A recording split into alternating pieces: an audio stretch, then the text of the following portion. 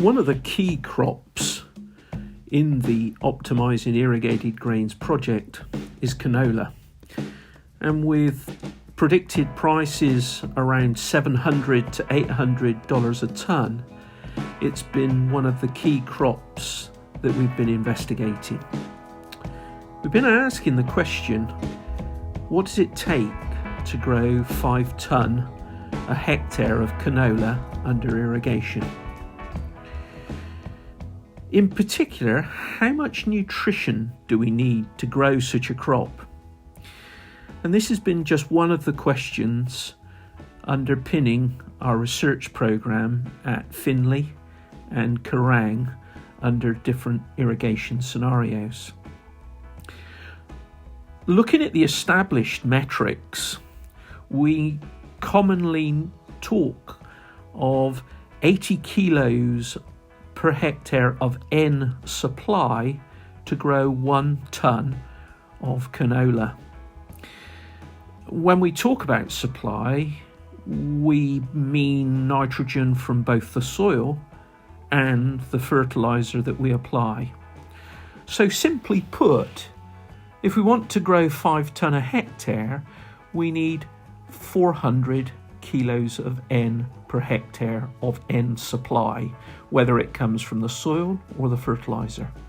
Or if you were trying to rival the recent New South Wales world record for canola at 7 tonne, you would need 560 kilos of nitrogen per hectare. That's a lot of N. But what have we found when we've looked at this with canola grown under irrigation? This is our canola nitrogen rate trial where we've applied 8 different rates of nitrogen.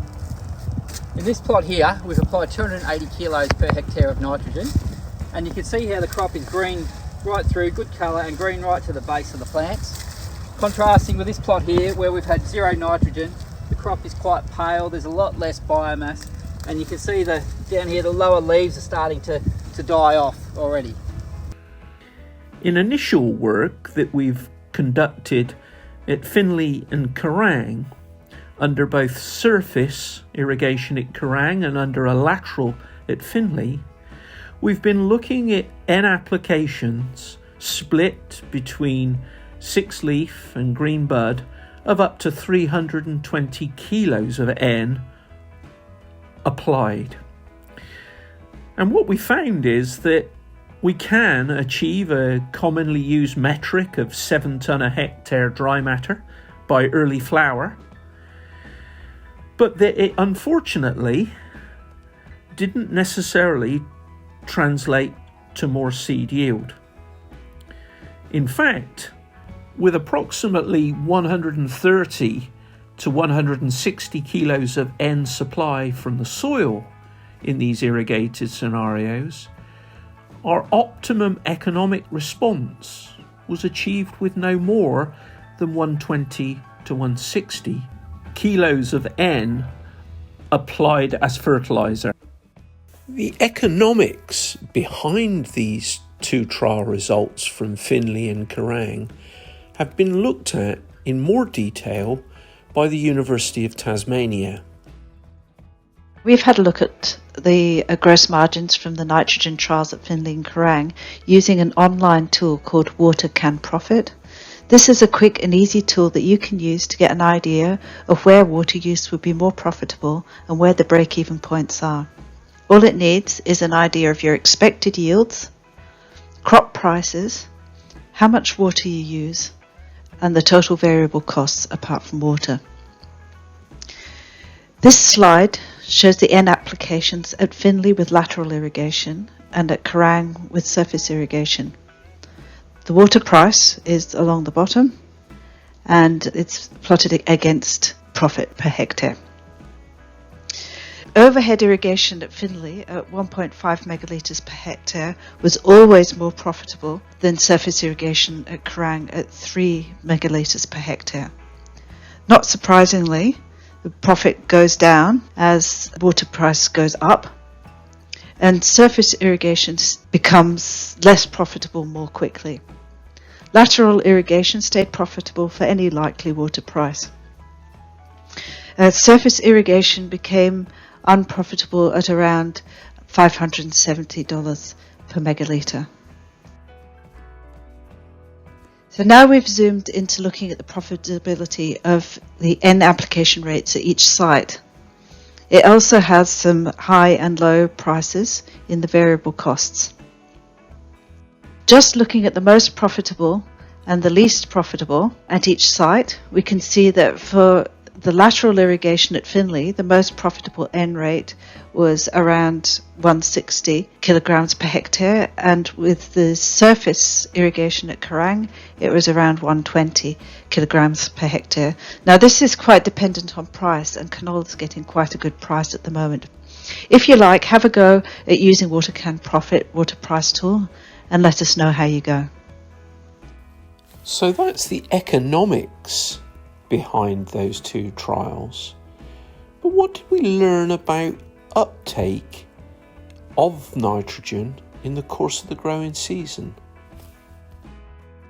Surprisingly, both of these crops had taken from the soil far more than 120 to 160 kilos of N applied as fertiliser, with 300 kilos of N taken out of the soil in the crop canopy and the seed yield.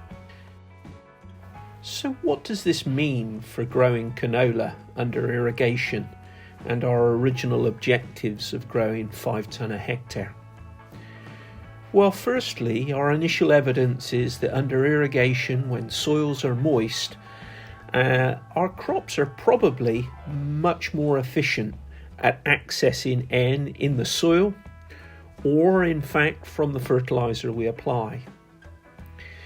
Secondly, that more and more N fertiliser applied does not necessarily result in crops responding with higher seed yield.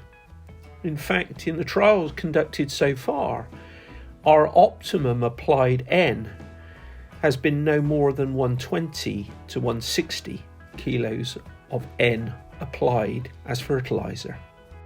But it depends. To grow crops of 4-5 tonne a hectare, it does depend on a fertile farming system. Lastly, we know that if our irrigated crops take more N from the soil than those crops are able to respond to in the growing season, then it must simply mean that we are mining our soil N reserve. And this has been noted when we've placed cereals back on top of the trial area where we ran our different canola N rates. And you can see within these pictures clearly where less N was applied to the canola last year in the following cereal crop. The question now becomes, how do we replace the large amounts of N that 5 tonne a hectare canola crops remove, knowing that they probably won't respond to that same amount of N in any one growing season?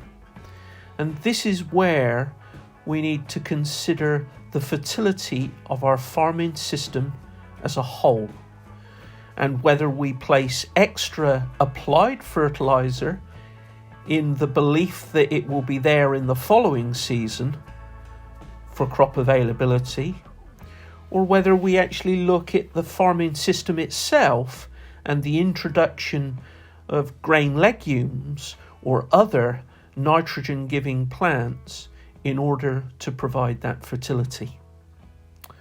Our studies will continue.